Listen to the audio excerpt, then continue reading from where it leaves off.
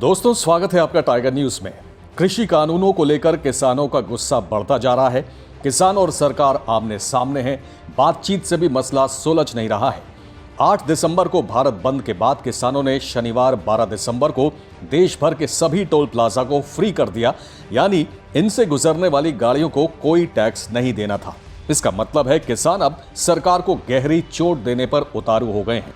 जाहिर है, toll plaza free करने पर नितिन गडकरी तो बिल्कुल खुश नहीं होंगे।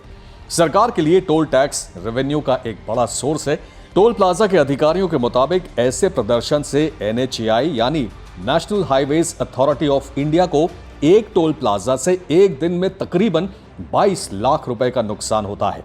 सितंबर में जब तीनों कृषि कानून बने तो किसानों ने पंजाब हरियाणा बॉर्डर पर प्रदर्शन किया।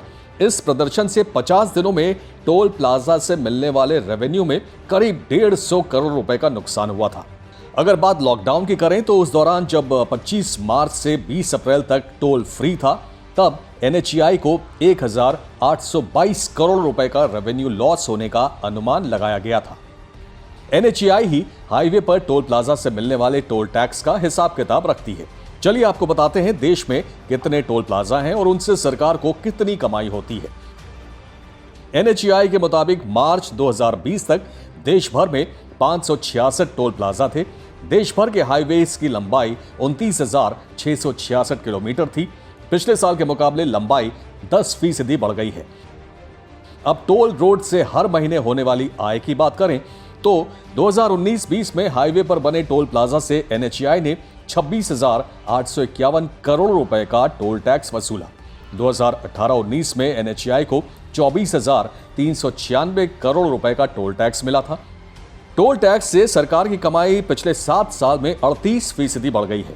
सड़क परिवहन मंत्री नितिन गडकरी ने इस साल मार्च में लोकसभा को बताया था कि 2015-16 में सरकार को टोल टैक्स से 6,762 करोड़ रुपए, 2016-17 में 6,938 करोड़ रुपए, 2017-18 में 8,631, 2018-19 में 9,188 करोड़ रुपए और 2019-20 में 7,321 करोड़ रुपए की कमाई हुई। 2013-14 में सरकार को इससे 5,294 करोड़ रुपए की कमाई हुई थी। टोल कलेक्शन के लिहाज से देखा जाए तो सरकार की कमाई काफी कम नजर आती है। इसके पीछे वजह यह है कि आजकल ज्यादातर हाईवे पब्लिक प्राइवेट पार्टनरशिप या PPP मॉडल पर बन रहे हैं, यानी हाईवे पर सरकार का और किसी प्राइवेट संस्था का भी पैसा लगता है। अब जब हाईवे बनकर तैयार हो जाता है तो उसकी मरम्मत, उसकी लागत निकालने के लिए टोल टैक्स लिया जाता है। टैक्स का कुछ हिस्सा सरकार के पास आता है और कुछ हिस्सा हाईवे बनाने वाली कंपनियों या प्राइवेट एजेंसियों के पास चला जाता है। सरकार कृषि बिलों में संशोधन को तो तैयार है, लेकिन कानून वापस लेने के लिए नहीं, जबकि किसान तीनों कृषि कानूनों को रद्द किए जाने की मांग पर अड़े हैं।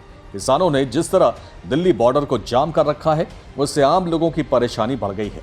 अब टोल प्लाजा को फ्री करने से सरकार को रेवेन्यू का नुकसान भी आम लोगों का ही बोझ बढ़ाएगा, क्योंकि सरकार इसकी भरपाई उन पर ज्यादा टैक्स लगाकर या टोल टैक्स कलेक्शन का पीरियड बढ़ाकर करेगी।